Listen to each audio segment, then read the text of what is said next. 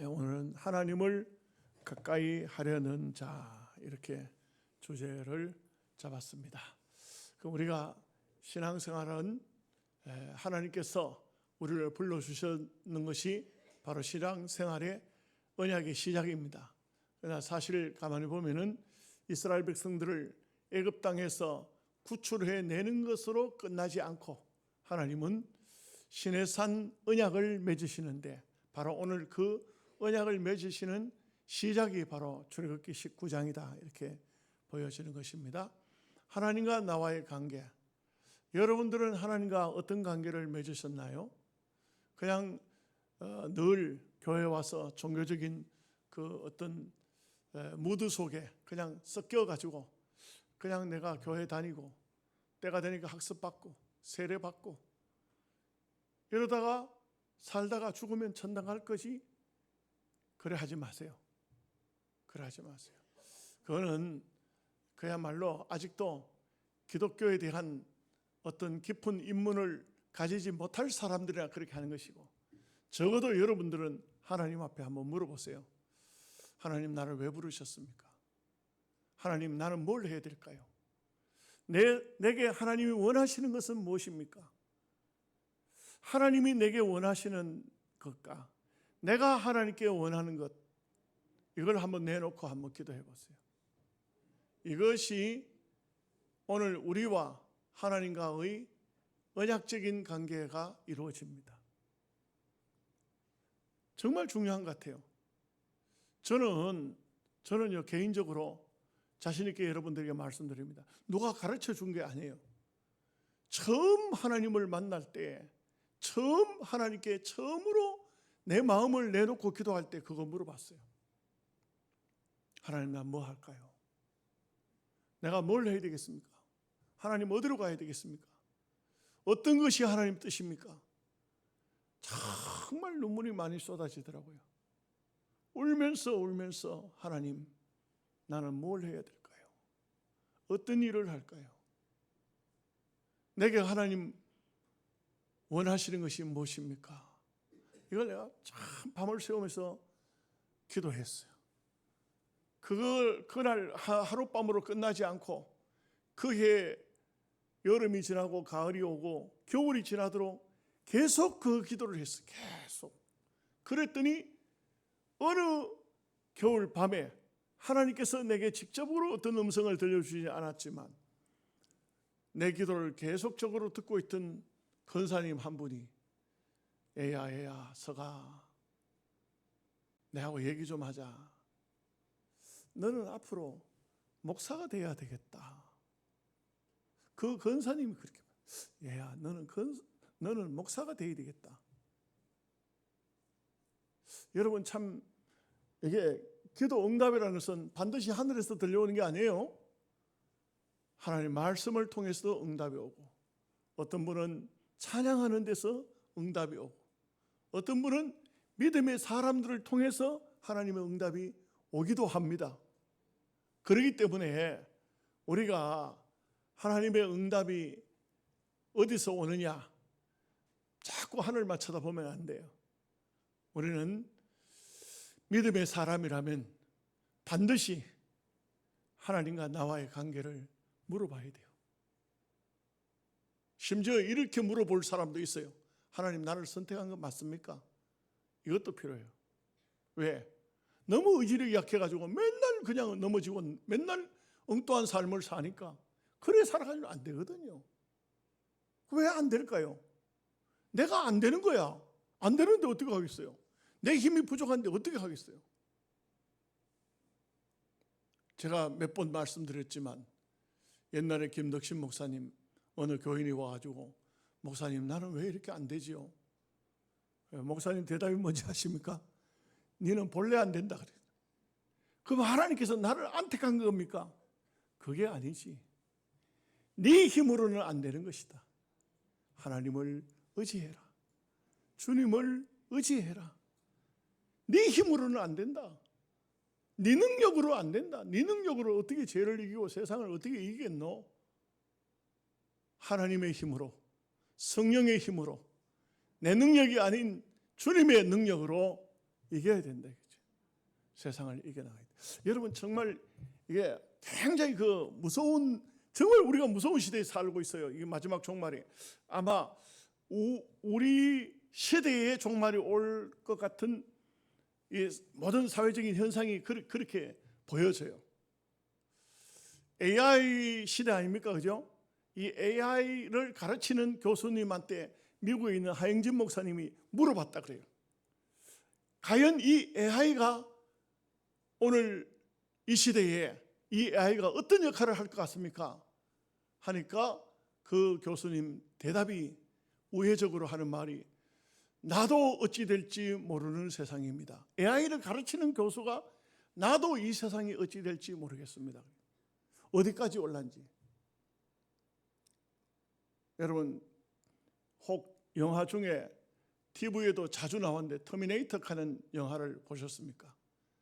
이게 보면은 똑같은 사람인데, 사람이 아니죠. 로봇입니다. 똑같은 사람처럼 생겼는데 로봇입니다. 이건 뭐 총을 쏴도 총을 맞아도 괜찮아요. 팔이 하나 완전히 막 부서져도 괜찮아요. 이 AI에 입력되어 있는 대로 자기가 자기 목표점을 향해서 나가는 겁니다. 막 깨지고 뭐 떨어지고 부서지고 해도, 온 몸이 걸레가 돼도 자기 그 AI가 입력되어 있는 한 그 입력에 의해서 자기 목표점을 향해서 나가는 것입니다. 완전히 박살나 분해가 되지 않는 이상, 분해가 됐다 할지라도 그 찌꺼기라도 또 그 전자장치에 의해서 또다시 그냥 계속 나가는 거예요. 이게 장차 전쟁 무기로 왜 안 쓰겠어요? 이제는 요즘에 보면 뭐 이렇게 그 로봇 시설 이런 것들이 돼 있는 거 보면은 다 뭐 호텔 같은데 고급 호텔 가면은 로봇가 다 인사하죠. 그리고 짐도 로봇가 다 방으로 다 옮겨주잖아요. 안내 다 합니다. 음식 다 배달 다 합니다. 뭐 참 이게 얼마나 어디까지 갈란지 모르겠어요. 이제 과연 이 지구상에 사람이 살 수 있는 환경이 계속적으로 유지가 될까요? 참 굉장히 무서운 시대에 우리가 살고 있다 그죠. 실제적으로 음식 배달도 사람이 필요가 없어요. 이게 음식점에서 음식을 로봇에 실어가지고 장치만 하면은, 그러면 날아가면, 이제 얼마 있지 않으면 우리가 개인 하늘을 나는 이제는 1인용 이제 어떤 그 장치가 나오지 않을까. 이제는 자동차가 뭐 전기 자동차가 문제가 아니고 하늘을 날아가는 그런 것들이 얼마든지 우리 시대에 올 수도 있겠다. 멀지 않은 것 같아요. 지금 연구가 지금 활발하게 이루어지고 있거든요. 뭐 결혼하지 않고 사는 사람들이 남자고 여자고 많이 늘어나지 않습니까? 참 이런 종말의 시기, 이게 모든 환경적으로 볼 때에 종말이 거의 눈앞에 와 있다는 것을 알 수가 있습니다. 오늘이 이제 한 해의 송년주일이기도 하지만 정말 한 해 한 해를 거듭하면서 얼마큼 더 세상이 유지가 될까, 이런 아주 위기의식을 가지면서 제가 말씀드리고자 하는 요지는 뭐냐, 오늘 우리가 과연 믿음으로 살고 있는가? 주님이 부르실 때에 그냥 주님 앞에 내가 나가서도 부끄럽지 않게 설 수 있을까? 참 굉장히 중요한 것 같아요. 여러분 절대적으로 윤리와 도덕을 떠나지 마십시오. 또한 하나님의 말씀을 벗어나는 행동을 하시지는 마세요. 어떤 경우라도 멀지 않았어요. 자, 괜히 쓸데없이 세상에 빠져가지고 정신없는 짓 하다가 주님을 맞이하면 안 돼요. 정말 늘 기도해야 됩니다. 하나님, 오늘 하루도 지혜롭게 살게 해달라.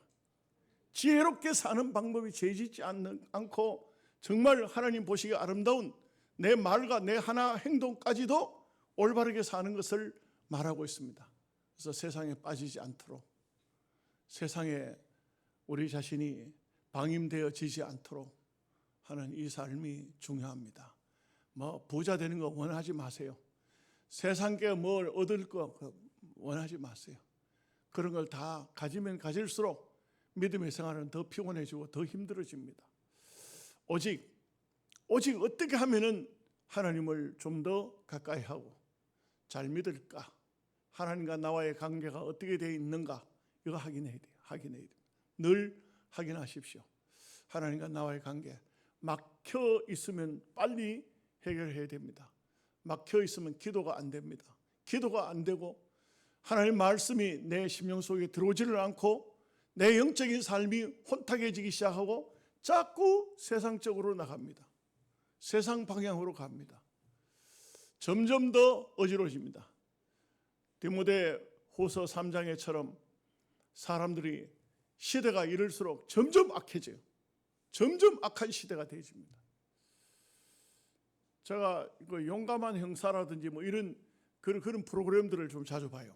왜 그러냐면 아주 그 형사들이 과학 기법으로 범죄인들 찾아내는 이런 것들이 오늘 우리도 필요하겠더라고. 저는 목회자이기 때문에 필요하겠더라고요. 이게 보는 것이 안목이 영적인 세계와 또 육신적인 세계 이 안목이 좀 필요하겠더라고. 보면요, 사람들이 얼마나 악한지 몰라. 자기 남편, 자기 부인 죽이는 거는 일도 아니야. 뭐 자기 부모까지 죽이고 심지어는 부모가 뭐 자녀까지 죽여서 안매장 해버리는 이런 시대에 우리가 살고 있어요. 이게 뭐 완전히 사람의 마음이 어떻습니까? 사람의 마음 속에는 인격체가 있는데 인격체는 지정의가 있어야 된다고. 이게 인격체예요. 그런데 이 지식이 잘못된 지식을 가지죠. 감정이요 메말라 버렸어요. 그 다음에 의로움 없습니다. 이게 인격체가 다 벌써 막 부서진 거예요. 사람이 아니에요. 사람이. 여러분 제일 조심해야 될 게 뭔지 아십니까? 사람입니다. 사람이 제일 무서운 거예요. 한번 화가 나면은 화를 풀지를 못해요. 풀려지질 않아요. 여러분 보십시오. 러시아와 우크라이나 전쟁하죠. 저렇게 해가지고 서로 다 망하는 거예요. 예? 태국하고 캄보디아 전쟁하죠. 다 망해요. 다 망해. 이렇게 해가지고는 안 되는 것이죠. 누군가가 양보해야 돼요. 여러분 사람들 관계도 그렇잖아요. 부부간에도 그렇잖아요. 서로 다툼이 생기면 계속 싸웁니까? 그러면 이혼이에요. 그러지 않아야 돼요. 누군가가 한 번은 죽어야 돼요. 내가 졌어. 내가 잘못했어. 내가 미안하여. 그걸로 끝이에요. 그걸로 끝입니다. 내가 잘못했다. 내가 부족하다. 내가 실수했다. 이게 자기가 나는 절대 양보할 수 없어. 그런 하나님의 사람이 아니에요. 어느 한 시점에서 정신이 들면은 미안합니다. 내가 잘못했습니다. 내가 부족했습니다. 사과할 줄 알아야 돼. 내가 잘했고 잘못했고 상관없어요. 사과해야 돼. 그러면 끝나요. 근데 디모데후서 3장 1절에서 5절 말씀에 말세에는 이렇게 말했어요. 분을 풀지 아니하며. 분이 풀리지를 않아. 화가 나서 화가 풀리지를 않아. 그래서 그 화를 품고 있으니까 결국 그게 발산되는 것이 남의 생명을 앗아가는, 그리고 자기는 평생 감옥살이를 하는 이런 짓을 한다 이거죠. 그래서 이게 우리가 정말 신앙인으로서 중요한 것은 하나님과 나와의 관계라고 할 수 있겠습니다. 하나님과 관계가 잘 되면 그 다음엔 이웃들과 관계는 아주 잘 돼요. 너무 잘 됩니다. 하나님과 관계가 잘 되지 않으면 사람들과 관계를 만들면 어떤 관계를 만드느냐? 하나님과 관계가 없기 때문에 하나님 없는 관계를 만들어요. 악인들의 모임을 만든다 이거죠. 그러니까 하나님과 관계를 잘 가지는 사람이 모임을 만들면은 아주 형제 우애가 있고 은혜로운 모임이 돼요. 그 신앙인의 교제가 이루어질 수가 있는 것입니다. 그래서 여러분들은 오늘 말씀은 하나님께서 이스라엘 백성을 불러낸 이유를 뭐라 하면 그 출애굽시킬 때 하나님께서 수차례 하신 말씀이 모세를 통해서 말했는데 뭐냐면 내 백성이 나가서 하나님을 섬길 것이라. 하나님을 섬기겠다. 이제 하나님이 섬길 장소에 왔다 이 말이에요. 하나님 섬길 장소에 왔다. 이게 중요한 거예요. 우리 예수 믿는 거요, 다른 거 없어요. 하나님 섬기기 위해서요. 여기에 다른 걸 붙이면 안 돼요. 왜 쓸데없는 걸 붙여가지고 서로 싸우고 다투고 왜 그래 합니까? 우리는 하나님 섬기기 위해서 왔어요. 교회는요, 하나님 섬기려고 하는 거예요. 사람한테 잘 보이려는 거 아니에요. 찬양 부르는데 우리 교회는 박수 안 쳐요. 왜? 하나님께 올리는 찬양이에요. 우리는 그냥 하나님께 올리는 걸 통해서 은혜를 받는 거예요. 누가 기도합니다. 하나님께 올리는 거예요. 하나님께 기도하는 통해서 우리는 은혜를 받는 겁니다. 오늘 말씀을 통해서는 하나님이 주시는 말씀인 줄 알고 우리가 받는 거예요. 하나님과 관계지 목사의 설교가 아니에요. 목사의 말이 아니에요. 하나님과 나와의 관계예요. 이게 바로 여러분들이 앉은 장소가 시내산 강야예요. 시내교회예요. 시내산 교회예요.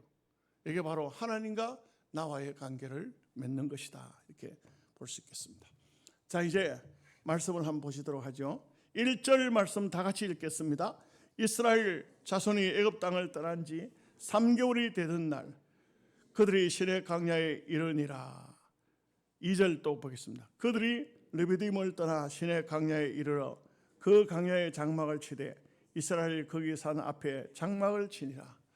참 석 달, 이 석 달이지만 석 달 동안 별의별 일이 다 있었습니다. 물이 없어가지고 그냥 물 때문에 원망도 하고 불평도 하고 홍해 바다를 걷는 거라든지 무슨 여러 가지 수많은 일들을 겪었죠. 이 시내산 밑에까지 왔는데 사실 엄격히 따지면 이 모습은 그들의 모습도 보이지만 오늘 우리의 모습도 이 속에서 보이는 것입니다. 한 주간을 살아도 그렇죠. 별별 일들을 다 만나지 않습니까? 한 주간 동안에도 별별 일들을 다 만나고 한 달 살면 더 하고 석 달 만에 이 시내산 강야에 나왔다. 그래서 참 먼 길, 고달픈 길을 걸어오지요.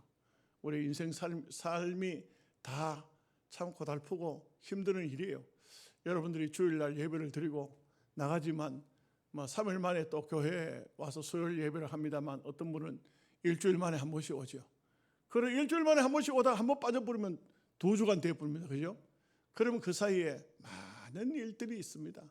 참 별의별 일들이 많지 않습니까? 바로 이스라엘 백성들이 이제 출애굽해서 광야로 나온 그 과정이나 오늘 우리가 구원받고 하나님의 나라로 나와서 신앙생활을 하는 것이 유사하다. 거의 같은 내용이다. 이렇게 볼 수가 있습니다. 중요한 것은 시내산 앞에 장막을 쳤다. 시내산 광야에 장막을 쳤다는 것은 그곳에는요, 시내 광야에는요 정말 아무것도 없어요. 뭐가 있느냐? 있다면 아카시아 나무, 이 아카시아 나무를 탈하라고 그래. 탈하. 우리 아카시아 나무하고 좀 달라요. 조금 다른 건데 가시가 굉장히 강한 가시가 있고 잎이 굉장히 작아요. 이 낙타가 그 작은 잎을 뜯어먹는 보니까 참 놀랍더라고. 여러분, 낙타가 그 덩치가 큰데도 그 잎을, 아카시아 나무 잎을 뜯어먹어요. 요런 잎을 뜯어먹는데 혀가 참 발달이 많이 됐더라고. 그 가시와 가시 사이에 혓바닥을 집어넣어가지고 딱 그 잎을 뜯어먹는 거 보면 참 신기해요. 광야에 살 수 있도록 그렇게 낙타라는 동물을 참 보면 어찌 보면은 참 건조한 지역에서 그렇게 물 없이도 오랜 세월 버틸 수 있는 것이 낙타예요. 그래서 그곳에서 발전되도록 돼 있죠. 그 외에는 정말 떨기나무 같은, 호렙산에 떨기나무가 있었습니다만 떨기나무 같은 게 광야에 있어요. 그래서 우리로 말하면 산딸기 나무라고 이렇게 할 수 있겠습니다. 이 나무가 보면은 그 여름이 지나고 가을쯤 되면은 죽어요. 죽어서 이 나무가 죽은 나무가 바람에 부러지든지 이렇게 하면 바람이 불면 휙휙 돌아다녀요. 휙휙 돌아다니는데 거의 건조한 지방이기 때문에 습기가 없고 이렇게 돌아다녀요. 참 황량하죠. 광야에는 오직 뭘 바라볼 것도 없고 얻을 것도 없고 거기서는 오직 하나님만 섬길 하나님만 바라볼 수밖에 없는 장소예요. 우리가 가끔 한 번씩 광야로 가는 것이 중요합니다. 광야로 가는 것이 중요해요. 요즘에는요, 참 그런 분들이 잘 없더라고요. 우리 젊은 시절 기도원 올라가면은 요즘으로 말하면 김장용 비닐로 있죠. 그거 가지고 가요. 그거 왜 가지고 가는지 아세요? 그걸 덮어쓰고 산 속에서 기도합니다.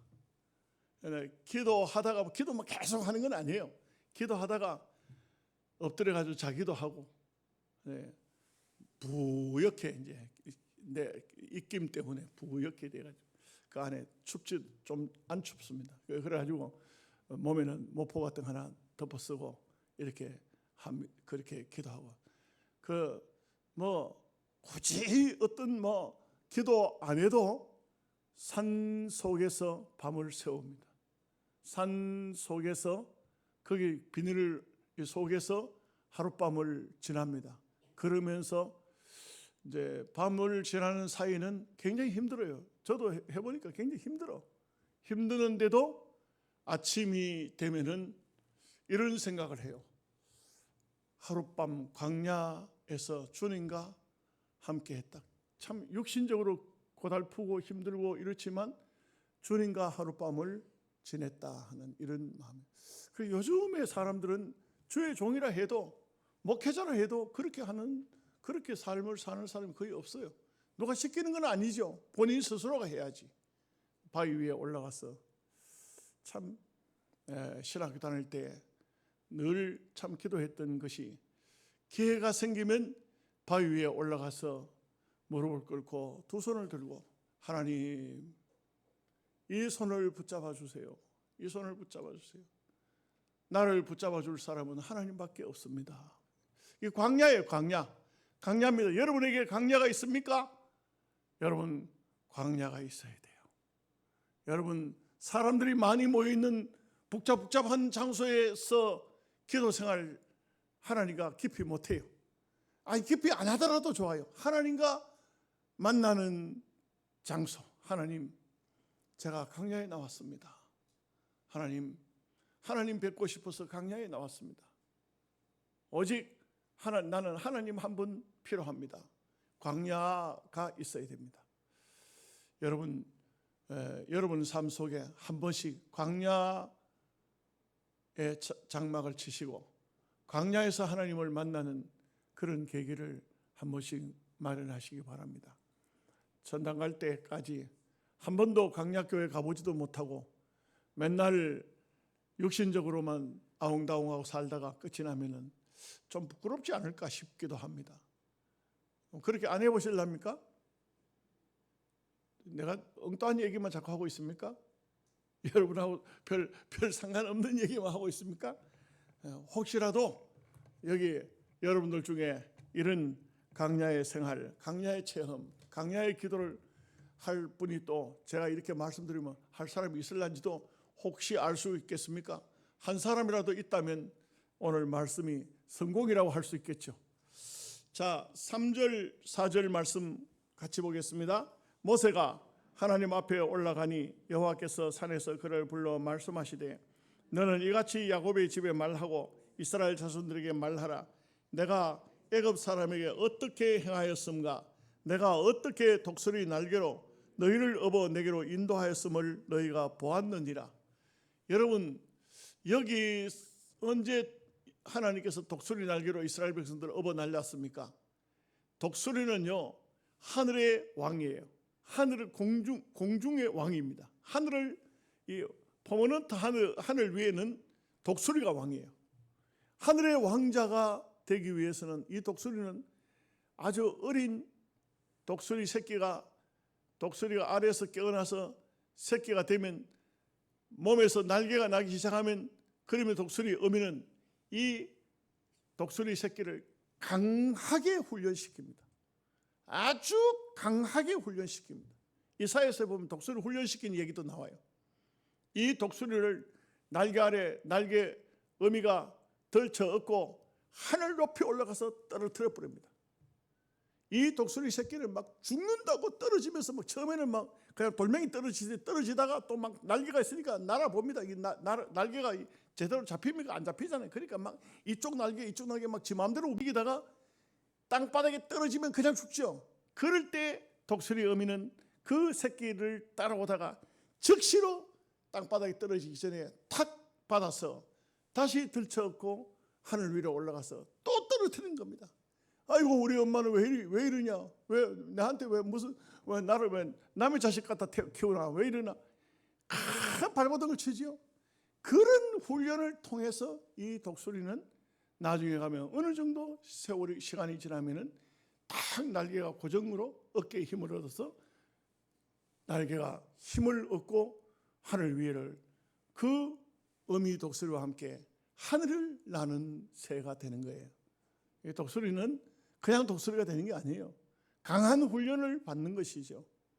정말 강한 훈련을 받습니다. 새 중에 독수리는 훈련받는 새는 독수리밖에 없어요. 이렇게 해서 독수리가 하늘의 왕자가 되듯이 이스라엘 백성들을 하나님께서는 홍해 바다 속을 건너가게 하시고 그 바다 앞에서 얼마나 원망했습니까?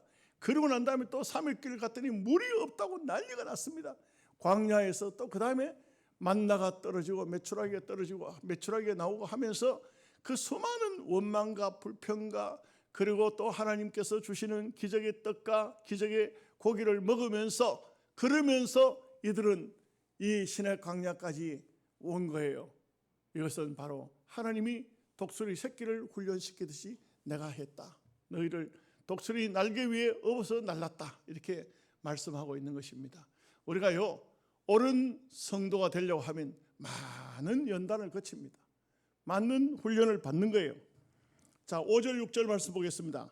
세계가 다 내게 속하였나니 너희가 내 말을 잘 듣고 내 언약을 지키면 너희는 모든 민족 중에서 내 소유가 되겠고 너희가 내게 대하여 제사장 나라가 되며 거룩한 백성이 되리라. 너는 이 말을 이스라엘 자손에게 전할지니라. 정말 중요한 것은 우리가 이 땅 위에 사는 삶이 뭐 가난하게 살 때 돈 하고 자식이 없으면 아들 하지 뭐 그렇게 또 가져 보면은 아들이 있어 보면 뭐 이렇게 또 돈을 많이 벌어 보면 아무것도 아니에요. 그 뭐 별거 아닙니다. 여러분들도 다 아들 딸들 다 있잖아요. 별거 아니에요. 그러니까 힘들면 어떤 사람은 뭐라 합니까? 무자식이 상팔자다. 그러나 또 무자식이 상팔자는 아니에요. 또 자식은 있어야 돼. 뭐 좀 속도 상해 보기도 하고 자식들 때문에 뭐 부모가 애를 먹고 힘들어 보기도 하고 이렇게 사는 거예요. 그 인간 세상은 다 그런 것이죠. 그러나 분명한 사실은 우리가 이 땅 위에서 정말 중요한 삶이 뭐냐? 그리스도인들에게 있어서는 하나님의 백성으로 거룩한 백성으로 성결된 백성으로 사는 것이 중요한 겁니다. 부유하게 살면서 막 모든 온갖 육회 진미를 다 먹으면서 육미봉탕을 다 먹으면서 지저분하고 더러운 삶을 사는 것이 인생이 아니라요. 우리는요 이 땅에 사는 삶을 정말 내 말 한마디 한마디도 진실하게 하고 내 삶도 깨끗하게 살고 내 가정도 정말 하나님 보시기에 아름답도록 사는 그 삶이 매우 중요한 겁니다. 하나님께서 오늘 그걸 말씀합니다. 내 말만 잘 들으면 내 계명을 잘 지키면 너희를 거룩한 백성, 내 백성으로 만들겠다. 아마 이 말씀 때문에 베드로 사도는 베드로전서 2장 9절에서 이렇게 말했는지도 몰라요. 오직 너희는 택하신 족속이요 왕 같은 제사장들이요 거룩한 나라요 그의 소유된 백성이니. 여러분 이게 참 우리가 도대체 누굽니까? 그런데도 불구하고 오늘 하나님께서는 거룩한 백성으로 왕 같은 제사장으로 우리를 존귀한 자로 써주시겠다는 것입니다. 얼마나 감사한 것입니까? 얼마나 감격스러운 것입니까? 우리 옛날 조선시대에는 양반 계급이 있었죠. 양반이라는 것은 대단합니다. 양반의 자부심 대단합니다. 그래서 저희 아버지가 어릴 적에 저희들한테 늘 어떤 것을 가르쳐요. 어릴 적에 뭐 아무 철이 없잖아요, 그렇죠? 아버지가 오거나 말거나 할아버지 오거나 말거나 방 안에 뭐 누워서 뒹굴뒹굴하면 딱 아버지 들어오시면 내 이놈 일어나. 딱 일어나면 그럼 일어나면 양반은 어른이 들어오면 방 안에서 그래 뒹굴뒹굴 구불러 가지고 있는 게 아니야. 일어나라고.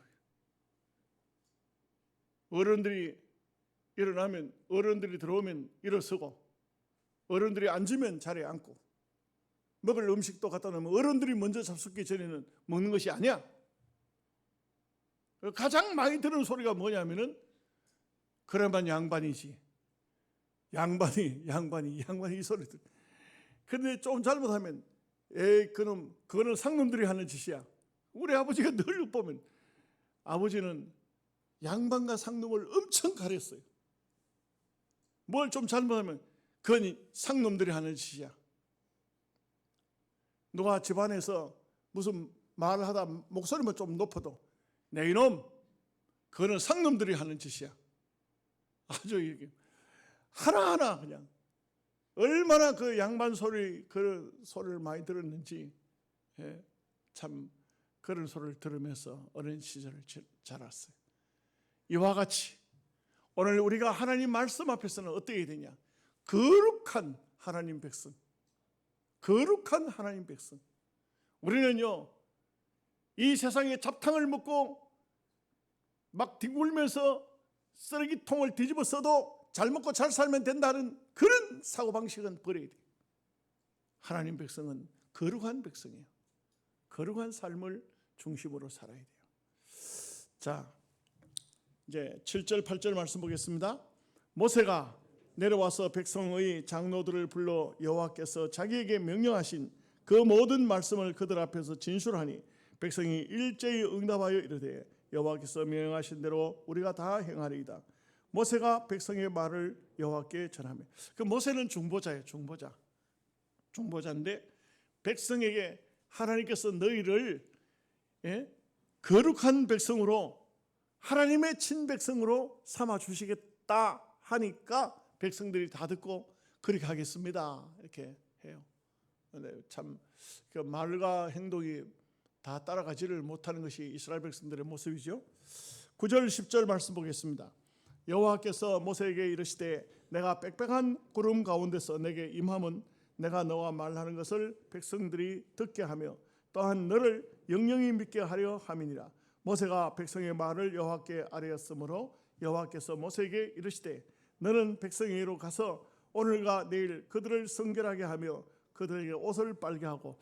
우리가 참 중요한 것은 하나님 앞에 거룩하다는 것은 여러분 어떻게 하면 거룩입니까?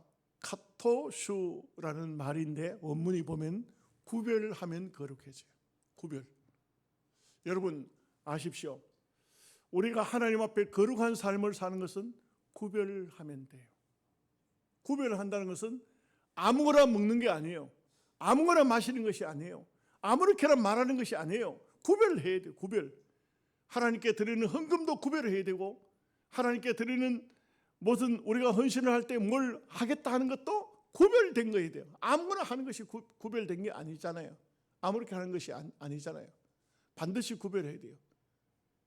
그래서 뭐 다 일일이 다 말 안 해도 여러분들이 다 이해하시잖아요. 구별된 거. 이 세상에서 쓰던 걸 막 하나님 교회에 가져와서 아무거나 그렇게 하는 게 아니에요. 구별시켜야 돼요. 구별해야 돼요. 구별하는 것이 바로 카토슈가 되는 것이 우리가 주일날은 해야 할 일이 있고 하지 말아야 될 일이 있죠. 해야 할 일은 뭡니까? 하나님의 일이고 하지 말아야 할 일은 세상 일이에요. 이게 구별되는 거예요. 날짜가 구별이 되는 거예요. 빨간 글씨가 써져 있으면 이 주일날 이 날은 하나님께 드리는 날로 구별해야 되는 거예요. 이날 아무렇게나 하면 안 돼요. 자, 이제 11절 12절까지 말씀 보겠습니다. 준비하게 하여 셋째 날을 기다리게 하라. 이는 셋째 날에 나 여호와가 온 백성의 목전에서 시내 산에 강림할 것임이니 너는 백성을 위하여 주의 경계를 정하여 이르기를 너희는 삼가 산에 오르거나 그 경계를 침범하지 말지니 산을 침범하는 자는 반드시 죽임을 당할 것이다. 여러분, 그 세속된 사람이 경건을 함부로 흉내낼 수도 없지만 침범하면 안 됩니다. 하나님의 거룩을 침범하면 안 됩니다. 여러분, 우리 신학교 다닐 때 어떤 교수님이 그런 얘기를 했어요. 우리가 사람과 사람 관계에서는 죄를 짓는 것은 하나님께서 연약죄로 봐서 다 용납하신다. 그러나 거룩은 침범하지 말라. 거룩이 뭐냐? 거룩은 사람으로 따지면 주의 기름 부음 받은 자들이 다 거룩한 자들이고, 날짜로 따지면 주일이 거룩한 날이고, 이 거룩을 침범하지 말라. 주일을 범하지 말라는 게. 그 다음에 물질 중에는 우리가 다 우리의 것으로 하나님께 주셨지만 그 중에 10분의 1을 구별하라 하면 10분의 11조를 드리는 것은 거룩한 거예요. 이거 거룩을 구별해서는 구별하라는 것이죠. 함부로 침범하지 말라. 침범한다는 것은 구약 시대는 막 죽었어요. 바로 죽었어요. 왜냐하면 나중에 보면요, 나답과 아비후라는 그 아론의 장자 차자예요. 둘이가 하나님께 제단에 불을 붙이는데 다른 불을 갖다 붙였어. 바로 현장에서 바로 죽어버렸어요. 번복이에요, 번복이. 거룩을 침범하면 바로 죽어요. 예, 구약에는 그랬어요.